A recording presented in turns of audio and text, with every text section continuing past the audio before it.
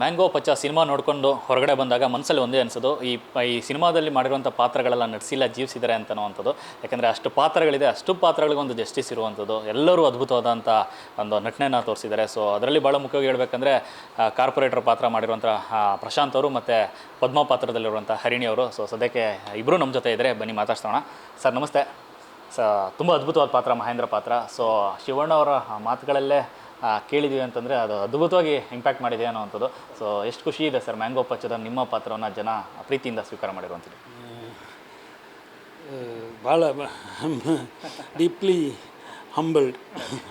ಶಿವಣ್ಣವರು ಅದನ್ನು ಅಷ್ಟೊಂದು ಇಷ್ಟಪಟ್ಟಿದ್ದು, Sudeep sir ಇಷ್ಟಪಟ್ಟಿದ್ದು, Priya madam ಇಷ್ಟಪಟ್ಟಿದ್ದು, ಮತ್ತು ಪ್ರೇಕ್ಷಕರು ಈ ರೀತಿ ಅದನ್ನು ಇಷ್ಟಪಟ್ಟು ತೊಗೊಂಡಿರೋದು ತುಂಬ ತುಂಬ ಸಂತೋಷವಾಗಿದೆ.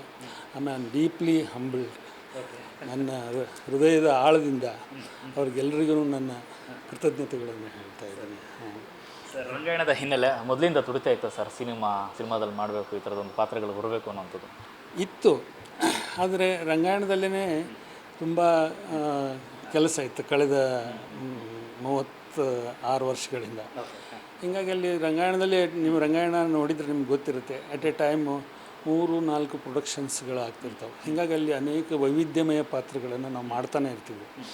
ಹೀಗಾಗಿ ಅದು ರಂಗಾಯಣದ ವೀಕೆಂಡು ಥಿಯೇಟ್ರ್ ಇರ್ಬೋದು, ಅದರ ಟೂರ್ ಇರ್ಬೋದು, ಆಮೇಲೆ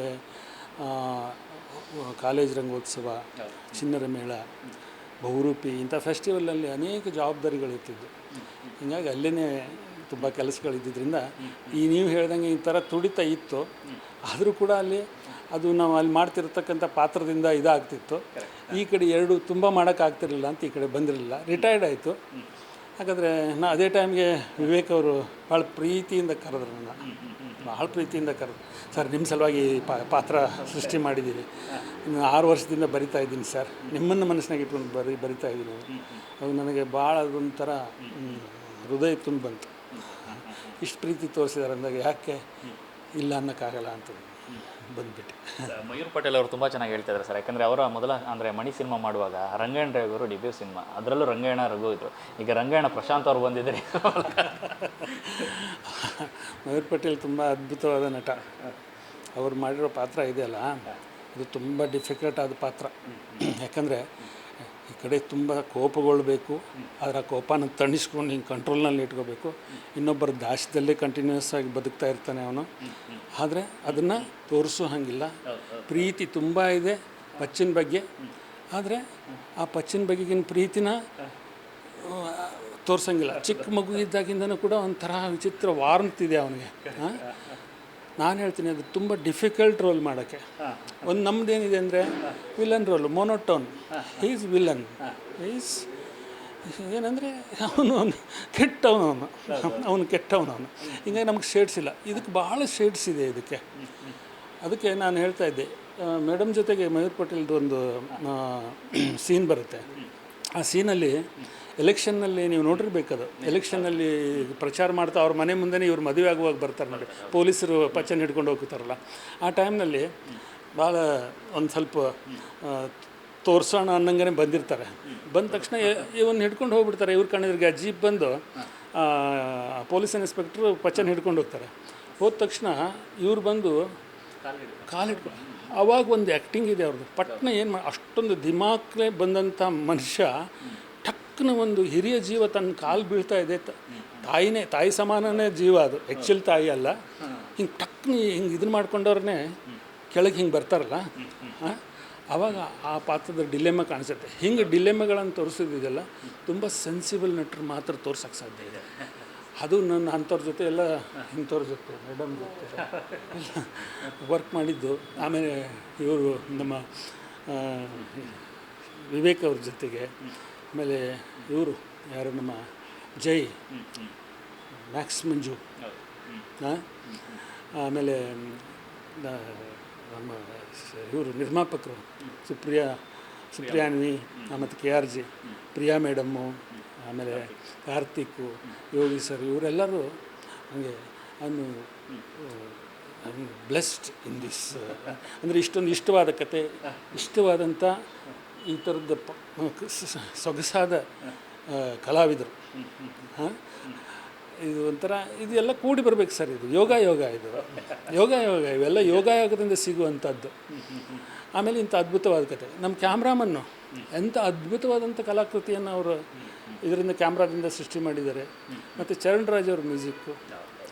ಇವನು ಯಾಕಂದ್ರೆ ಇವನು ಹೇಳಬೇಕು, ನಾನು ಇಷ್ಟೊಂದು ಅಚ್ಚುಕಟ್ಟಾದ ಇದ್ದಾಗ ನಮಗೂ ಕೂಡ ತುಂಬ ಇದಾಗುತ್ತಲ್ವ.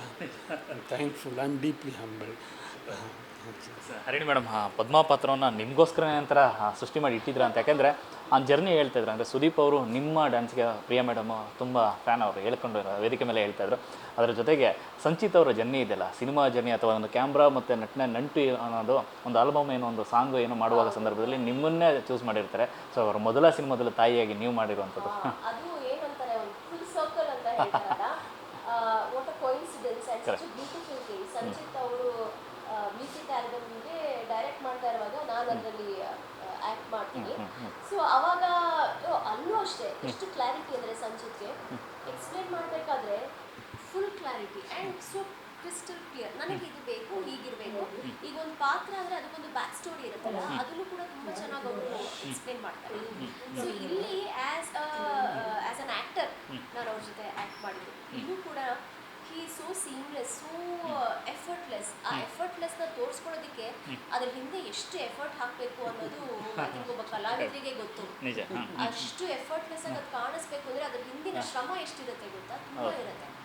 ಆ್ಯಂಡ್ ಈ ಪಾತ್ರ ನನಗೆ ಬಂದಿದ್ದು ನನ್ನ ಸೌಭಾಗ್ಯ ಅಂತಲೇ ಹೇಳ್ಬೋದು. ಬಹಳ ಖುಷಿ. ರಿಯಲ್ ಅಮ್ಮ ಮಗನ ಥರನೇ ಕಾಣಿಸ್ತಾರೆ. ಯಾಕಂದರೆ ಒಂದಷ್ಟು ಸೀನ್ಸ್ಗಳಲ್ಲಿ ನೋಡುವಾಗ ಅಸಹಾಯಕತೆ ಅನ್ನೋದು ಎರಡು ಪಾತ್ರದಲ್ಲಿದೆ. ಯಾಕಂದರೆ ನಿಮ್ಮ ಹಿನ್ನೆಲೆ ನೋಡೋದಾಗಲಿ, ಪಚ್ಚನ ಹಿನ್ನೆಲೆ, ಇಬ್ಬರಿಗೂ ಸಂಕಷ್ಟನೇ. ಅದನ್ನು ಮೀರಿ ನಿಂತ್ಕೋಬೇಕು, ಜೀವನ ಕಟ್ಕೋಬೇಕು ಅನ್ನೋದು ಆ ಥರ ಪಾತ್ರ ಮಾಡಿಲ್ಲ, ಭಾಳ ಕಷ್ಟದ ಸಂದರ್ಭ. ಸೊ ಹೇಗೆ ತಯಾರಾಗ್ತಿದ್ರಿ ಇಬ್ಬರು ಕೂಡ ಸಂಚಿತ್ ಅವ್ರ ಜೊತೆ, ಹೆಂಗೆ ಚರ್ಚೆಗಳಾಗ್ತಾ ಇತ್ತದು ಅಂತ? ಆ್ಯಕ್ಚುಲಿ ಸಂಚಿತ್ ನನ್ನ ಪಾತ್ರಕ್ಕೆ ಒಂದು ಬೌಂಡ್ರಿ, ಓಕೆ ಇಷ್ಟು ಅಂತ ನಾನು ರೆಡಿ ಮಾಡಿಕೊಂಡು ಅಥವಾ ಸೀನ್ ಏನಿದೆಯೋ ಅದನ್ನು ಮುಂಚೆ ತಿಳ್ಕೊಂಡು ಹೋಗ್ತಿದ್ದೆ. ಸಂಚಿತ್ಗೆ ಆಫ್ಕೋರ್ಸ್ ಗೊತ್ತಿರ್ತಿತ್ತು. ಅಲ್ಲಿ ಹೋಗಿ ನಾವು ಡಿಸ್ಕಸ್ ಮಾಡ್ತಿದ್ದೆ. ಓಕೆ, ನನಗೆ ಐ ಥಿಂಕ್ ಸಂಚಿತ್ ಕೂಡ ಪ್ರಾಯಶಃ ಹಾಗೆ ಇರಬಹುದೇನೋ ಗೊತ್ತಿಲ್ಲ. ನನಗೆ I derive energies from atmosphere, co artist ಅವ್ರ ಜೊತೆ ಇಲ್ಲ. ಸೊ ಅದು ನನಗೆ ತುಂಬ ಹೆಲ್ಪ್ ಮಾಡುತ್ತೆ.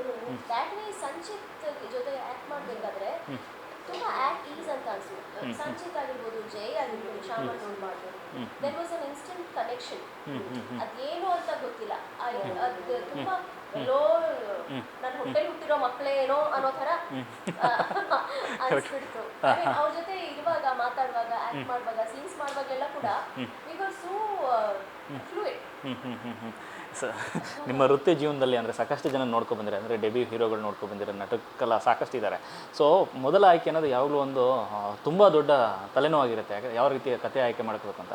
ಸಾಮಾನ್ಯವಾಗಿ ಎಲ್ಲ ಸೇಫ್ ಗೇಮ್ಗೋಸ್ಕರ ಏನು ಮಾಡ್ತಾರೆ, ಒಂದು ಕಮರ್ಷಿಯಲ್ ಇರುವಂಥ ಕಂಟೆಂಟು, ಲವ್ ಸಬ್ಜೆಕ್ಟ್ ತಗೊಳ್ಳುವಂಥ ಸಂದರ್ಭದಲ್ಲಿ ಈ ಥರ 1.5 ಗಂಟೆ 1 ನಿಮಿಷದ ಒಂದು ಸಿನಿಮಾವನ್ನು, ಇಷ್ಟೆಲ್ಲ ಒಂದು ವೇರಿಯೇಷನ್ಸ್ ಇರುವಂಥ ಪಾತ್ರವನ್ನು ಅವ್ರು ಆಯ್ಕೆ ಮಾಡ್ಕೊಂಡ್ರೆ ಅಲ್ಲೇ ಮೊದಲ ಗೆಲುವು ಅಂತ ಅನಿಸ್ತಾ ಇದೆಯಾ ಅಂತ? ಹೌದು, ತುಂಬಾ ಡೇರಿಂಗ್ ಆಗಿರ್ಬೇಕು ಈ ಥರ ಒಂದು ಸಬ್ಜೆಕ್ಟ್. ಯಾಕಂದರೆ ಐ ಥಿಂಕ್ ನನಗೆ ಅನ್ಸೋದು ಏನಂದರೆ, ಅವ್ರು ಎಲ್ಲೂ ಕೂಡ ನಾನು ಹೀರೋ ಆಗಬೇಕು ಆ ಥರ ಎಲ್ಲೂ ಯೋಚನೆ ಮಾಡಿಲ್ಲ ಅವರು. ನಾನು ಒಬ್ಬ ಕಲಾವಿದ ಆಗಬೇಕು, ಒಬ್ಬ ನಟ ಆಗಬೇಕು, ನಾನು ಈ ಇಂಡಸ್ಟ್ರಿಲಿ ನಾನು ನೆಲೆ ಕಾಣಬೇಕು ಅನ್ನೋ ಒಂದು ಉದ್ದೇಶದಿಂದ ಐ ಥಿಂಕ್ ತುಂಬ ಪ್ಯೂರ್ ಹಾರ್ಟಿಂದ ಬಂದಿದ್ದಾರೆ. ಆ ಆನೆಸ್ಟಿ ಸ್ಪೀಕ್ಸ್ ಅಂತ ಅನ್ಸುತ್ತೆ. ವೆರಿ ಬೋಲ್ಡ್ ಮೂವ್ ಆ್ಯಂಡ್ ಅದು ಅವ್ರಿಗೆ ವರ್ಕ್ ಆಗಿದೆ. ಹೌದು ಹೌದು ಹೌದು. ಸೊ ಸಂಚಿತ್ ಅವರ ನಟನೆ ಬಗ್ಗೆ ಹೇಳೋದಾದರೆ, ಯಾಕೆಂದರೆ ಕಲಾವಿದನಾಗಿ ಅಂದರೆ ನೀವೇ ಹೇಳಿದ್ರಿ, ಅಂದರೆ ಹೀರೋ ಅಂತ ಕಾಣಿಸ್ಲಿಲ್ಲ, ಅಲ್ಲಿ ಕಲಾವಿದ ಕಾಣಿಸಿದೆ. ಅಂದರೆ ಜನ ಥಿಯೇಟ್ರಿಂದ ಬಂದಾಗಲೂ ಅದೇ ಮಾತು ಹೇಳಿದ್ರು, ಅಮ್ಮ ಅದನ್ನು ಜನರಲ್ ತಲುಪಿಸೋದಿಲ್ಲ, ನಾನು ಕಲಾವಿದ ಅಂತದ್ದು ಭಾಳ ಕಷ್ಟ. ಅದ್ರಲ್ಲಿ ಗೆದ್ದಿದ್ದಾರೆ ಅವರು. Yes, definitely. ಮೊನ್ನೆ ಸುದೀಪ್ ಸರ್ ಹೇಳ್ತಾ ಇದ್ರು, ಪಚ್ಚ ಬಗ್ಗೆ ಹೇಳೋದಾದ್ರೆ ಏನು ಹೇಳ್ತೀರಾ ಅಂತ. Very competitive. ಓಕೆ, ಖಂಡಿತವಾಗಿ ಹೌದು. I think very very competitive. ಖಂಡಿತವಾಗ್ಲೂ ಎಲ್ಲರ ಮಧ್ಯೆ ಅವರು ಎದ್ದು ನಿಲ್ತಾರೆ ಅಂತ ಕಾಣುತ್ತೆ. ಈ ಇಂಡಸ್ಟ್ರಿಯಲ್ಲಿ ಖಂಡಿತವಾಗ್ಲೂ ಅವ್ರು ನೆಲೆ ಕಾಣ್ತಾರೆ. He is here to stay, ಅದಂತೂ ಪಕ್ಕ. Very very sure. ಸರ್, ಈ ಥರದ ಒಂದು ಕಥೆಗಳು ಅಂದರೆ ನಮ್ಮ ಸುತ್ತಮುತ್ತಲು ನಡೆಯುವಂಥದ್ದು. ಯಾಕೆಂದರೆ ಈಗ ಪ್ಯಾನ್ ಇಂಡಿಯಾ ರೇಸ್ ಮಧ್ಯದಲ್ಲಿ ಎಲ್ಲ ತುಂಬ ಲ್ಯಾವಿಶ್ ಆಗಿರೋ ದೊಡ್ಡ ಮಟ್ಟದ ಬಜೆಟು ಆ ಥರ ಸಿನಿಮಾಗಳೇ ಆಗ್ತಿರುವಂಥ ಸಂದರ್ಭದಲ್ಲಿ ಮೈಸೂರದೇ ಎಷ್ಟೋ ಸರಿ ನಮಗೆ ಅರಮನೆ, ಅಂಬಾರಿ, ಚಾಮುಂಡಿ ಬೆಟ್ಟ ಅನ್ನೋದು ಬಿಟ್ಟರೆ ಬೇರೆ ಕಥೆಗಳು ನಾವು ಹುಡುಕ್ತಾ ಇರಲಿಲ್ಲ. ಬಟ್ ಈ ಸಿನಿಮಾದಲ್ಲಿ ಅದೆಲ್ಲವೂ ಚರ್ಚೆಗಳಾಗಿದೆ. ಆ ಥರ ಹೇಗೆ ತಂದಿದ್ದೀರಾ ಆ ಕಥೆಗಳನ್ನ ನೀವು ಮೈಸೂರವರೇ ಆಗಿರೋದ್ರಿಂದ ಎಷ್ಟು ಖುಷಿ ಕೊಡ್ತದೆ ಅಂತ? ತುಂಬ ಖುಷಿಯಾಗುತ್ತೆ. ಅದಕ್ಕಿಂತ ಏನಂದರೆ, ಮೊನ್ನೆ ಸುದೀಪ್ ಸರ್ ಮಾತಾಡುವಾಗ ಒಂದು ಮಾತು ಹೇಳಿದ್ರು, ಹೊಸದನ್ನು ಮಾಡಲಿಕ್ಕೆ ಹೆದರಬಾರ್ದು. ಅದಕ್ಕೆ ಹೊಸದನ್ನು ಮಾಡೋಣ. ಅಂದರೆ ಇಲ್ಲಿ ಅದಕ್ಕೆ ನಾನೇನು ಹೇಳ್ತೀನಿ ಅಂದರೆ ಸಾಹಸ ಅಂತೀನಿ ನಾನು. ಇಲ್ಲಿ ಫಸ್ಟ್ ಸಾಹಸ ಶುರುವಾಗಿದ್ದು ಪ್ರೊಡಕ್ಷನ್ ಹೌಸಿಂದ, ಸುಪ್ರಿಯಾ ಅನ್ವಿ ಮತ್ತು KRG ಮತ್ತು ಸುದೀಪ್ ಸರ್ದು. ಇಂಥ ಅದನ್ನು ತಂದಂಥ ಕತೆ ಬರೆದಂಥ ವಿವೇಕು ಮತ್ತು ನಮ್ಮ ದೇಶಪಾಂಡೆ, ನಾಗಭೂಷಣ್ ದೇಶಪಾಂಡೆ, ಅದನ್ನು ನೋಡಿದಾಗ ಅದನ್ನು ಮಾಡೋ ಸಾಹಸನ ಫಸ್ಟು ತೊಗೊಂಡ್ರಲ್ಲ, ಅಂದರೆ ಡಿಫ್ರೆಂಟ್ ಆದಂಥದ್ದು, ನಾನ್ ಕನ್ವೆನ್ಷನಲ್. ಅದನ್ನು ತೊಗೊಂಡ ನಂತರ ಒಂದು ಸಲ ನಿಮ್ಮ ದಾರಿಯ ದಿಕ್ಕು ಬದಲಾದ ತಕ್ಷಣವೇ ಹೊಸ ಸೃಷ್ಟಿ ಅನಿವಾರ್ಯ ಆಗುತ್ತೆ. ಹೊಸ ಸೃಷ್ಟಿ ಜೊತೆಗೆ ಬರೋದು ಫ್ರೆಶ್ನೆಸ್. ಯಾಕಂದರೆ ಅದೇ ದಾರಿ ಅದೇ ಇದಾದಾಗ ನಮ್ಗೆ ಫ್ರೆಶ್ನೆಸ್ ಬರೋಲ್ಲ. ಹೀಗಾಗಿ ಕತೆ ಬೇರೆ ಆದಮೇಲೆ ಅದರ ಟ್ರೀಟ್ಮೆಂಟ್ಗಳು, ಅದರ ಚಿತ್ರೀಕರಣ ಆಗ್ಬೋದು, ಅದರ ಲೊಕೇಶನ್ಸು ನೋಡಿ. ಇದು ವಿಂಟೇಜ್ ಅಂದರೆ ಈಗ ಯಾವ ಕಾಲದಲ್ಲಿ ಇಟ್ಟಿದ್ದಾರೆ ಇದನ್ನು, ಈ ಕಥೆನ. ಹೀಗಾಗಿ ಅದೇ ಥರದ್ದಾದಂಥ ವಾತಾವರಣ ಸೃಷ್ಟಿ ಮಾಡಬೇಕಾಯ್ತು. ಅದ್ರ ಸಲುವಾಗಿ ಹಳೆ ಅಂಬಾಸೆಡ್ ಕಾರ್ಗಳು ಎಲ್ಲ, ನೀವು ಹಳೆಯ ವಸ್ತುಗಳನ್ನು ಸುಮಾರು ನೋಡ್ತೀರಿ ನೀವೆಲ್ಲ, ಬೋರ್ಡ್ಗಳು ಅವನ್ನೆಲ್ಲನೂ, ಓಣಿಗಳು ಅವನ್ನೆಲ್ಲ. ಹೀಗಾಗಿ ಈ ಮೈಸೂರನ್ನು ಹೊಸ ಕಣ್ಣಿಂದ ನೋಡಬೇಕಾಯ್ತು. ಹಳೆ ಮೈಸೂರನ್ನು ಹೊಸ ಕಣ್ಣಿಂದ ನೋಡುವಂಥ ಒಂದು ಇದು ಸೃಷ್ಟಿ ಆಯಿತು. ಅದನ್ನು ಸೃಷ್ಟಿ ಮಾಡುವಂಥದ್ದನ್ನು ಮಾಡಿದ್ರು ಅವರು. ಅದನ್ನು ಅದ್ಭುತವಾಗಿ ನಮ್ಮ ಶೇಖರ್ ಚಂದ್ರ ಸರ್ ತಮ್ಮ ಕ್ಯಾಮ್ರಾದಿಂದ ಅದ್ಭುತವಾಗಿ ಮಾಡಿದ್ದಾರೆ. ಆ ಲೈಟಿಂಗು, ಆ ನೈಟು ಇದು ಶೂಟಿಂಗು. ಹೀಗಾಗಿ ನನಗೆ ಇದು ಭಾಳ ಸಂತೋಷ ಆಗುತ್ತೆ. ಈ ರೀತಿ ಒಂದು ಹೊಸ ಅದಕ್ಕೆ ಏನಂದರೆ ಈ ಸಾಹಸ ಅಂತೀನಿ ನಾನು. ಅದಕ್ಕೆ ಈ ಸಾಹಸದಿಂದನೇ ಯಾವಾಗಲೂ ಹೊಸ ದಾರಿ ಹಿಡಿದಾಗನೇ ಒಂದು ಮಾಧ್ಯಮ ಇನ್ನೊಂದು ಮಜಲನ್ನು ತನ್ನ ರೇಂಜನ್ನು ಜಾಸ್ತಿ ಮಾಡ್ತಾ ಹೋಗುತ್ತೆ. ಅದು ಚಿತ್ರರಂಗ ಇರ್ಬೋದು, ನಮ್ಮ ರಂಗಭೂಮಿ ಇರ್ಬೋದು. ಹೊಸ ಹೊಸ ಪ್ರಯೋಗಗಳು, ಹೊಸ ಹೊಸ ಸಾಹಸಗಳಾಗ್ತಿದ್ದಾಗ ಬೆಳೀತಾ ಹೋಗುತ್ತೆ ಅಂತಂತಂದು. ಮೇಡಮ್, ಇನ್ನು ಸಿನಿಮಾದ ಶೂಟಿಂಗ್ ಸಂದರ್ಭದಲ್ಲಿ ನಟಿಸೋದು ಬೇರೆ, ಬಟ್ ತೆರೆ ಮೇಲೆ ನೋಡುವಾಗ ಒಂದಷ್ಟು ನಾವು ಅಂದ್ಕೊಂಡಲ್ಲ ಆ ಮಟ್ಟಿಗೆ ಒಂದಷ್ಟು ಅಚೀವ್ ಆಗಿರುತ್ತೆ. ಸೊ ಇಡೀ ಸಿನಿಮಾ ನೋಡಿದಾಗ ಒಂದಷ್ಟು ಶೂಟಿಂಗ್ ಟೈಮಲ್ಲಿ ನೀವು ವಿಟ್ನೆಸ್ ಮಾಡಿರ್ತೀರ, ಅದನ್ನು ಹೊರತುಪಡಿಸಿ ಬೇರೆ ಒಂದಷ್ಟು ದೃಶ್ಯಗಳಿರುತ್ತೆ. ಯಾವ್ದು ಅಷ್ಟೊಂದು ಕಾಡ್ದದ್ದು ಇಡೀ ಸಿನಿಮಾದುದ್ದಕ್ಕೂ ನಿಮಗೆ? ನನಗೆ ತುಂಬಾ ಕಾಡಿದ್ದು ಅಂದರೆ ಶ್ಯಾಮ ಹೇಳ್ತಾನೆ, ಇದು ನನ್ನ ಜಾಗ, ಇದು ನನ್ನ ಜಾಗ. ಫೈನಲಿ ಅಲ್ಲೇ ಅವನ್ನ ಐ ಥಿಂಕ್ ನನಗೆ ಗೊತ್ತಿಲ್ಲ, ಮದ ಸೆಂಟಿಮೆಂಟ್ ಎಲ್ಲೋ ಆಚೆ ಬಂತು ಏನೋ ಗೊತ್ತಿಲ್ಲ. ನನಗೆ ನಿಜವಾಗ್ಲೂ ಕಣ್ಣೀರು ಹಾಕಿದೆ ಆ ಪಾತ್ರನ ನೋಡಿ.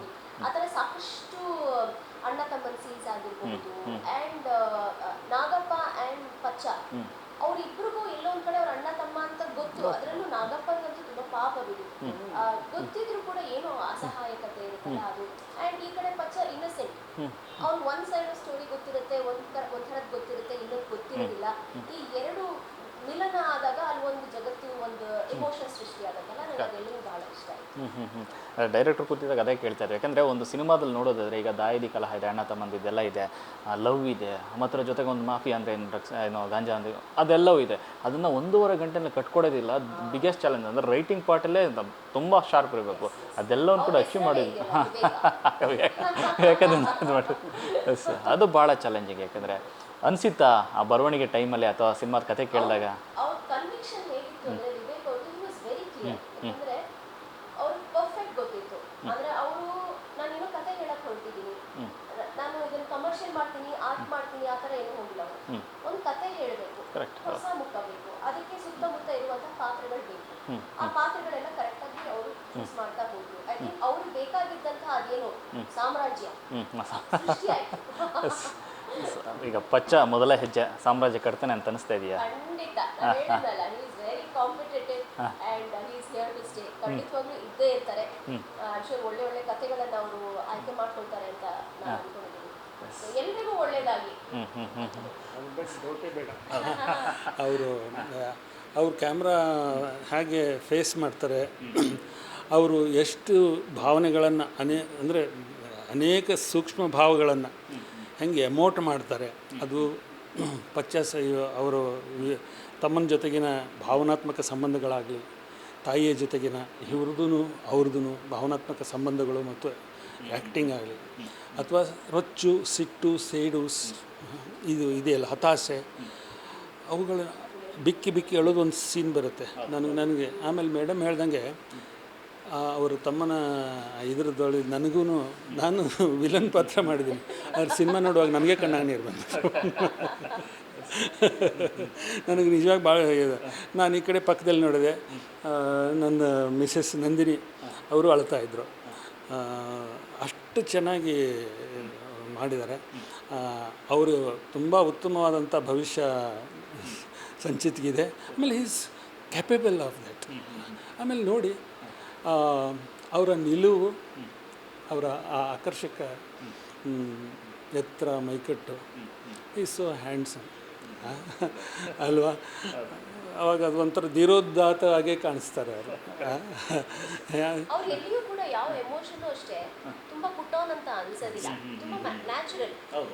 ಅಂದ್ರೆ ಅವ್ರ ರೌದ್ರ ಇರ್ಬೋದು, ಸೆಂಟಿಮೆಂಟ್ ಇರ್ಬೋದು, ತಾಯಿ ಜೊತೆಗೆ ತಮ್ಮನ ಜೊತೆ ಇರುವಂತಹ ಲವ್ಲಿ ಫೀಲಿಂಗ್ ಇರ್ಬೋದು, ಆ್ಯಂಡ್ ಮಹೇಂದ್ರ ಜೊತೆಗೆ ನಡ್ಕೊಳ್ಳುವಂಥ ರೀತಿ, ನಾಗಪ್ಪನ ಜೊತೆ ಆ್ಯಂಡ್ ಹೀರೋಯಿನ್ ಜೊತೆ, ಎಲ್ಲದರಲ್ಲೂ ಎಷ್ಟು ಶೇಡ್ಸ್ ಇದೆ ನೀವು ನೋಡಿ. ಆ ಒಂದು ಪಾತ್ರಕ್ಕೆ ಎಲ್ಲ ಪಾತ್ರಗಳ ಜೊತೆ ಬೇರೆ ಬೇರೆ ಶೇಡ್ಸ್ ಇದೆ. ಅದು ಎಲ್ಲದಲ್ಲೂ ಕೂಡ ತುಂಬಾ ಒಂಥರ ಇದೇ ಸಪರೇಟು, ಇಲ್ಲಿ ಬೇರೆ ಪಚ್ಚ ಕಾಣಿಸ್ತಾನೆ, ಇಲ್ಲಿ ಬೇರೆ ಪಚ್ಚ ಕಾಣಿಸ್ತಾನೆ ಅಲ್ಲ, ಪಚ್ಚ ಒಂದೇ, ಆದರೆ ಅದು ಒಳಗೆ ಎಷ್ಟು ಲೇಯರ್ಸ್ ಇದೆ ಅದೆಲ್ಲವೂ ಕೂಡ ತುಂಬಾ ಸೀಮ್ಲೆಸ್ ಆಗಿ, ಎಫರ್ಟ್ಲೆಸ್ ಆಗಿ. ಈ ಸಿನಿಮಾಗೆ ಸುದೀಪ್ ಸರ್ ಸಾಥ್, ಯಾಕೆಂದರೆ ಆರಂಭದಿಂದ ಕೊನೆಯ ತನಕ ಜೊತೆಯಾಗಿ ನಿಂತಿದ್ರೆ, ಇಡೀ ಚಿತ್ರರಂಗಕ್ಕೆ ಸಿನಿಮಾ ತೋರಿಸಿ ಪಚ್ಚನಿಗೊಂದು ಪ್ರೀತಿ, ಅದಕ್ಕೆ ಒಂದು ದೊಡ್ಡ ವೆಲ್ಕಮ್ ಸಿಗಬೇಕು ಅಂತ ಅವರ ಆಸೆ ಇತ್ತು, ಅದೆಲ್ಲವೂ ಆಗಿದೆ. ಸೊ ಈ ಸಿನಿಮಾಗೆ ಸುದೀಪ್ ಅವರ ಸಾಥ್ ನೀವು ನೋಡಿದಾಗೆ ಅವರು ಸುದೀಪ್ ಸರ್ ಬಗ್ಗೆ ಏನು ಹೇಳೋಕ್ಕಾಗತ್ತೆ. ಐ ಥಿಂಕ್ ಅವರಿಬ್ಬರೇ ಒಂದು ಶಕ್ತಿ ನಮಗೆಲ್ಲ. I think is been guiding every one. ಮತ್ತು ಇನ್ನೊಂದು ಏನಂದರೆ ಅವ್ರು ಒಂದು ಕಡೆ ಕೂತ್ಕೊಂಡು ನೋಡ್ತಾ ಇದ್ದಾರೆ, ಫುಲ್ಲು ಕಂಪ್ಲೀಟ್ ನೋಡಿ ಹಿಸ್ ಟೋಲ್ಡ್ ಚೆನ್ನಾಗಿದೆ, ಕಂಗ್ರ್ಯಾಚುಲೇಷನ್ಸ್ ಚೆನ್ನಾಗಾಗಿದೆ ಅಂತ. ಅದಕ್ಕಿಂತ ಇನ್ನೊಂದು ಶಬಾಷ್ಗಿರಿ ಬೇರೆ ಏನು ಬೇಕು. ಡೈರೆಕ್ಟರ್ ಕೇಳಿದ್ರೆ ಹೇಳಲಿಲ್ಲ, ಸೀಕ್ವಲ್ಗೆ ಏನಾದರೂ ಆಲ್ರೆಡಿ ಸಿದ್ಧತೆ ನಡೆಯೋದು, ಪ್ಯಾರಲಲ್ ಆಗಿ ಏನಾದರೂ ನಡೀಲಿ. ಡೈರೆಕ್ಟರ್ ನಾನು ಫೋನ್ ಮಾಡ್ತಾರಾ ಅಂತ ನಾನು ಕಾಯ್ತಾ ಇದ್ದೀನಿ. ಸರ್, ಇನ್ನು ಕೊನೆಯದಾಗಿ ಅಂದರೆ ಸಿನಿಮಾಗೆ ದೊಡ್ಡ ವೆಲ್ಕಮ್ ಸಿಕ್ಕಿರುವಂಥದ್ದು, ರಾಜ್ಯಾದ್ಯಂತ ಒಳ್ಳೆಯ ಪ್ರದರ್ಶನಗಳು ಕಾಣ್ತಾ ಇದೆ. ಸೊ ಕನ್ನಡ ಸಿನಿಮಾ ಪ್ರೇಕ್ಷಕರು ಒಳ್ಳೆ ಸಿನಿಮಾನ ಯಾವತ್ತೂ ಕೈ ಬಿಟ್ಟಿಲ್ಲ, ಬಿಡೋದು ಇಲ್ಲ. ಸೊ ಏನು ಹೇಳಕ್ಕೆ ಇಷ್ಟಪಡ್ತೀವಿ ಅಂತ ಅದೇ ನೀವು ಹೇಳಿದ್ರಲ್ಲ ಈಗ ಸುದೀಪ್ ಸರು ಹೇಗೆ ಅದೇ ಮೇಡಮ್ ಹೇಳಿದ್ರಲ್ಲ, ಹಿಂದಿನಿಂದ ನೋಡ್ತಾ ಇರ್ತಿದ್ರಿ ಯಾವಾಗಲೂ ಅಂತ. ಅವರು ಅನೇಕ ವಿಷಯಗಳನ್ನು ಅವ್ರ ಮಾತಿನಲ್ಲೇ ಯಾಕಂದರೆ ನಾನು ಮೊದಲ ಸರಿ ಇಲ್ಲಿ ಬಂದಾಗ ಅವ್ರ ಮಾತಿನಲ್ಲೇ ಅನೇಕ ನಟನೆಯ ಬಗೆಗಿನ ವಿಷಯಗಳನ್ನು, ಅನೇಕ ಈ ಸಿನಿಮಾದ ಬಗೆಗಿನ ವಿಷಯಗಳನ್ನು ನಾನು ಅಲ್ಲೇ ಕಲಿತೆ. ಆಮೇಲೆ ಇಡೀ ಟೀಮು ಭಾಳ ಶ್ರಮಪಟ್ಟು ಭಾಳ ಶ್ರದ್ಧೆಯಿಂದ ಮತ್ತು ಭಾಳ ಪ್ರಾಮಾಣಿಕತೆಯಿಂದ ಈ ಚಿತ್ರವನ್ನು ಇಡೀ ಟೀಮು, ಅದು ಕಲಾವಿದರು, ಪ್ರೊಡ್ಯೂಸರ್ಸು, ಡೈರೆಕ್ಟರ್ಸು, ಆಮೇಲೆ ತಂತ್ರಜ್ಞರು, ಇವರೆಲ್ಲ ಇಡೀ ಟೀಮ್ ಭಾಳ ಶ್ರದ್ಧೆಯಿಂದ ಮತ್ತು ಪ್ರಾಮಾಣಿಕತೆಯಿಂದ ಇದನ್ನು ನಿರ್ಮಾಣ ಮಾಡಿದ್ದೀವಿ. ದಯವಿಟ್ಟು ಪ್ರೇಕ್ಷಕ ಪ್ರಭುವೇ ದಯವಿಟ್ಟು ಈ ನಮ್ಮ ಏನು ಇದೆಯಲ್ಲ ಪಾಕ ಅಂತೀರ, ಇದನ್ನು ಸ್ವೀಕರಿಸಿ ನಮ್ಮನ್ನು ಹರಿಸ್ಬೇಕು, ಆಶೀರ್ವದಿಸಬೇಕು. ಆಮೇಲೆ ನೀವು ನಮಗೆ ಬೆನ್ನು ತಟ್ಟಿದರೆ ಶಹಬ್ಬಾಷ್ ಅಂದರೆ ನಮಗೆ 100 ಗಾವದ ಹಾರುವಷ್ಟು ಶಕ್ತಿ ನಮ್ಮ ಕಾಲಿಗೆ, ಇಡೀ ನಮ್ಮ ಈ ಟೀಮಿಗೆ ಬರುತ್ತೆ. ಈ ಟೀಮಿಗೆ ಹೊಸ ವಿಭಿನ್ನವಾದ ವಿಶಿಷ್ಟವಾದ ಚಲನಚಿತ್ರಗಳನ್ನು ನಿರ್ಮಾಣ ಮಾಡೋ ಶಕ್ತಿ ಮತ್ತು ಸಾಹಸ ಗುಣ ಇದೆ ಇದಕ್ಕೆ, ಎಲ್ಲ ಅದಕ್ಕೆ ದಯವಿಟ್ಟು ನೀವು ಆ ಶಕ್ತಿನ 100 ಮಡಿಸ್ಬೇಕು. ನೀವು ಆ ಶಕ್ತಿನ ನೀವು ದಯವಿಟ್ಟು ಥಿಯೇಟ್ರಿಗೆ ಬಂದು ಇದನ್ನು ನೋಡಿ ನಮ್ಮನ್ನು ಹರಿಸಿ ಆಶೀರ್ವದಿಸಿ ಭಾಳ ವಿನಮ್ರವಾಗಿ ಕೇಳ್ಕೊತೀನಿ ಅಷ್ಟೇ. Thank you sir. ಸಿನಿಮಾ ನೀವು ಹೇಳ್ದಂಗೆ ದೊಡ್ಡ ಸಕ್ಸಸ್ ಆಗಿದೆ, ಇನ್ನೂ ದೊಡ್ಡ ಮಟ್ಟದಲ್ಲಾಗಲಿ, ಅದ್ರ ಜೊತೆಗೆ ಸೀಕ್ವಲ್ ಕೂಡ ಆದಷ್ಟು ಬೇಗ ಬರಲಿ ಅಂತ. Thank you so much sir. Thank you sir. Yes, ನೋಡಿರಲ್ಲ, ಇದಿಷ್ಟು ರಂಗಾಯಣ ಪ್ರಶಾಂತ್ ಮತ್ತು ಹರಿಣಿ ಅವರ ಮಾತು. ಕ್ಯಾಮ್ರಾ ಪರ್ಸನ್ ಬಸವಣ್ಣ ಜೊತೆ ಲೋಕೇಶ್, ನ್ಯೂಸ್ ಫಸ್ಟ್, ಬೆಂಗಳೂರು.